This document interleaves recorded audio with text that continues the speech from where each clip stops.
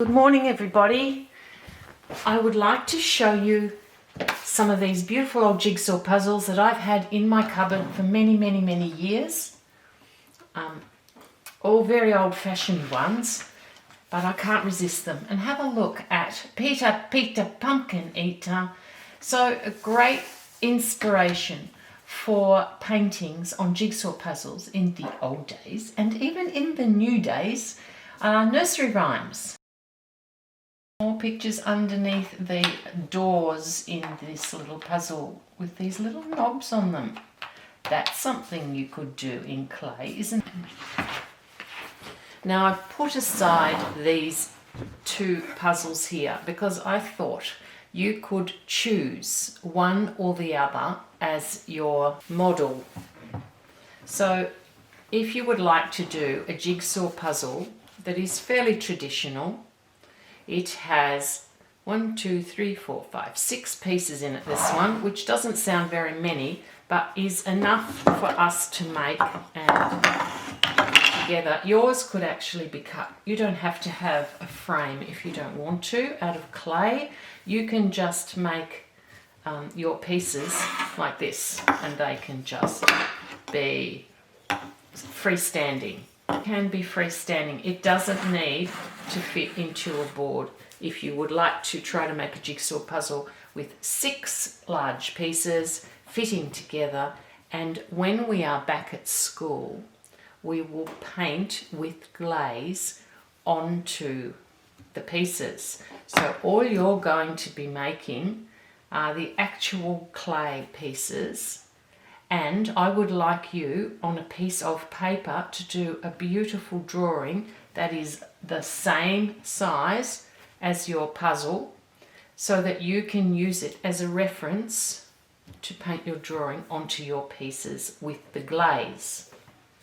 So that's one type of puzzle, pieces cut out individually.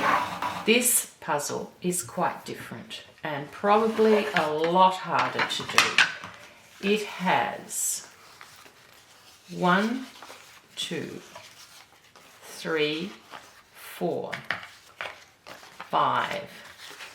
Yeah, 5. I'm sure it had 6 designs. So you can see how difficult this puzzle is. First of all, you've got to find which side have the pieces that you're looking for. Oh, that's it. And then you have to decide whether they're upside down around the right way. Then you have to put them into position. So this is a very challenging puzzle. I think it's much too hard for us to make. So what I'm suggesting that you do is you make it a lot smaller. Instead of having this many cubes, you have maybe 6 or even 9 at the most. So it's a lot smaller. And you only paint a picture on 1 or 2 sides, because it is a very difficult thing to make a puzzle this complex.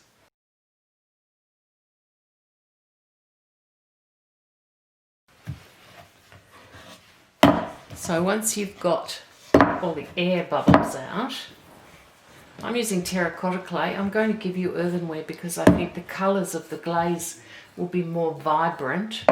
I'm not using the side with the edges on it because I want this to be quite thick. I can't have it too thick, of course, or what will happen? Yeah, it'll probably explode in the kiln.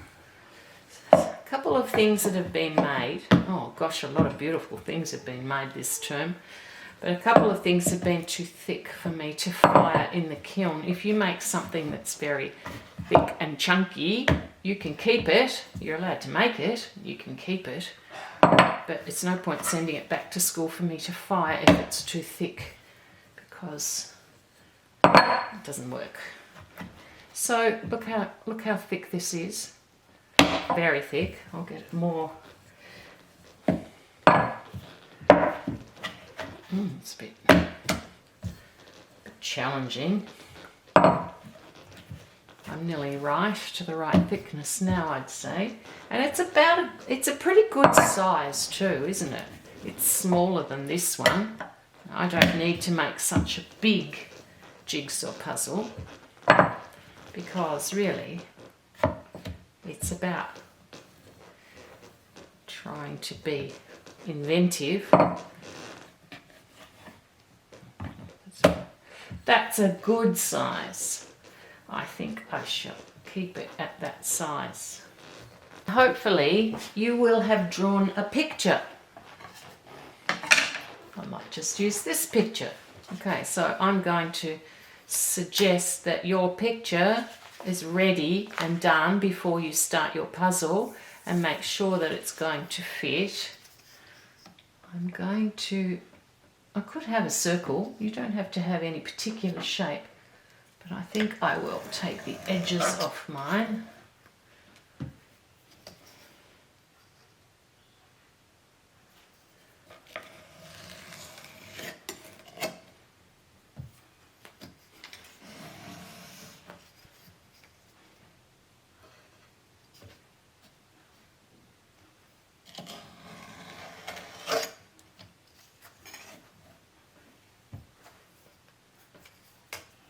One more.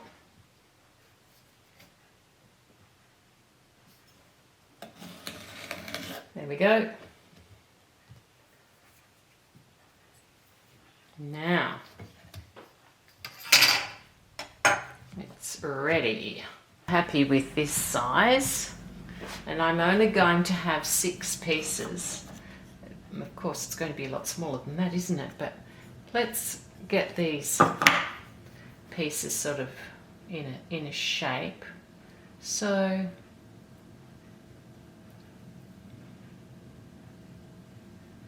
one and one in the middle,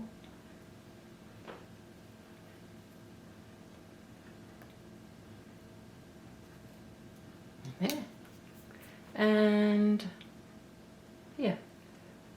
Now remember, you're going to make them large enough to cut out yourself and paint on. If you make hundreds of little tiny pieces, it's going to be a nightmare.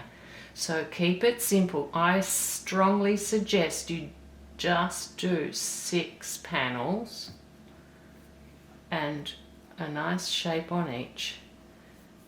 Then when you are ready, we're going to paint them at school, as I said, which is a bit of a shame, but you can do your cutting once you've got your shape marked out.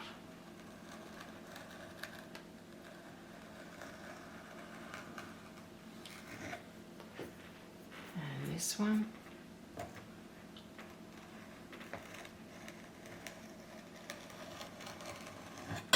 Look, I went a bit wobbly there. That doesn't matter, I can repair it. Now this one.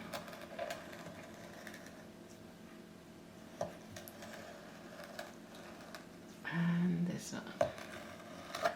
Okay, can I get them off the board? Yes, I can.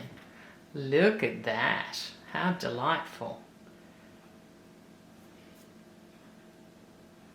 Clean up these edges a bit. Okay, you don't want to change the shape or it won't fit back together. So don't change the shape, but you can smooth over the rough edges,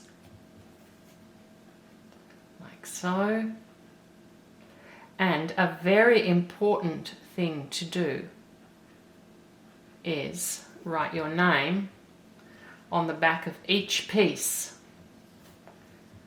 So that can be actually a nice sort of design work that you do now. Look, on the back of this one, I'm going to put Z for Zobel. There we are. I can do that on the back of every piece so that I know it's mine.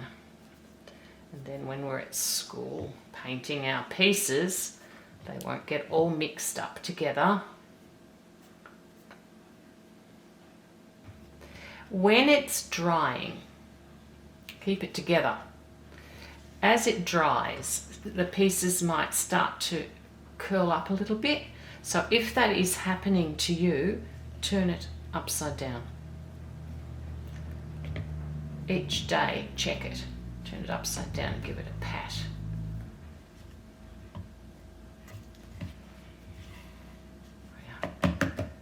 To dry like that. So if it curls up, give it a pat or turn it upside down, or both. And that will be ready to bring back to school for me to give a bisque firing to. Then we'll put the glaze on it, make a beautiful picture that you already have drawn so that we know what the puzzle will look like. And if you can make a little box to put it in as well, that would be super duper. Now the next puzzle, you have a choice.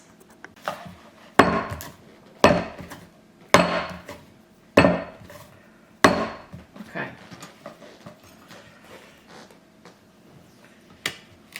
Now, no more than 6 pieces. 1, 2.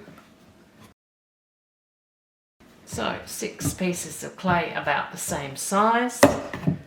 Get the air bubbles out.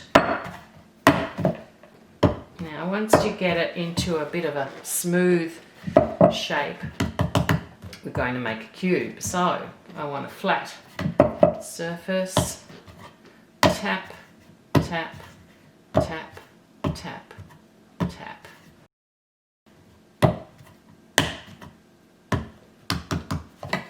Nearly getting there. I'm getting there. I'm getting there. Be patient. It's an enjoyable process. Now, I have made 6 cubes roughly the same size, and they are very roughly the same size. And that was just by guessing the amount and pounding them into cubes. This one's very big, so I'm going to take a bit off. So yes, shave a bit off if you have to. Be careful. Take a little bit at a time. It's much harder to put it back on again. And we don't want these cubes too small. We don't want them too huge. These are, let's have a look at the ones in the box. They're tiny, the ones in the box. Much better size, but harder to make. So now I've got these great big blocks. They're too big to put in the kiln. So I did say to you, one side is not going to have any picture on at all. Instead of that, let's just put some holes in it so that it won't explode.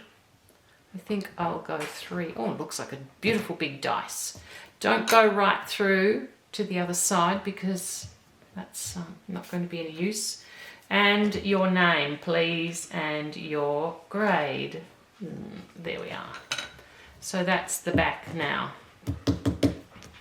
One of them needs to have holes drilled and your name and grade on it, please. And they will be ready to paint a picture on at school. If you would rather draw a beautiful picture onto it, you may, but it's a little bit hard to get it in position to glaze it, but you can do that if you want to. Let's go. Really put them nice and close together to dry. Oh, what a good idea. Look at that. That's going to be helpful. That's a good thing. I like that. And they will come apart. They will come apart when they're dry because I didn't attach them. So that's nicer. What a difference that made. I'm sure you'll get some good ideas as you're building your clay blocks too. So a choice, you don't have to do both. If you've got enough clay and you want to do both, go for it. But if you want to just do one or the other, it is up to you. Don't make them too complex. Keep it simple and it will work. Good luck, everybody.